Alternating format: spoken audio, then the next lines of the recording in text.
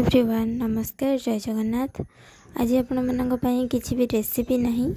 आज आपण को गुरुवार स्पेशल थाली रे मु कोन बनैथिली लंच रे सेटा आपण मन सहित शेयर करूची। एटी हमरो गुरुवार पियाज रसुण खांती तो एटा सब पियाज रसुण रेसिपी।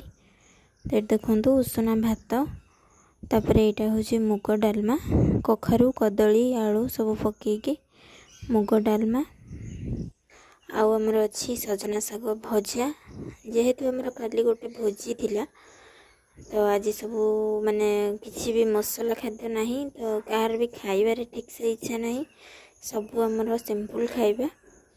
ए देखंतु काकुड़ी आउ आंबर अच्छी साइड रे आउ अच्छी आमर पांपड़ बस एतिकी हला आमर गुरुवार स्पेशल लंच। स्पेशल किसी भी नहीं आमर घरे जहाँ रोषे होता मुझे आपण सहित शेयर करिछि। भावुँ आपण मानक भिडियोटी निश्चय भल लगे। जदि भिडियोटी भल लगी ताहले चैनल को सब्सक्राइब करदेवे आउ भिडियोटी गोटे लाइक शेयर एंड कमेंट करदेवे।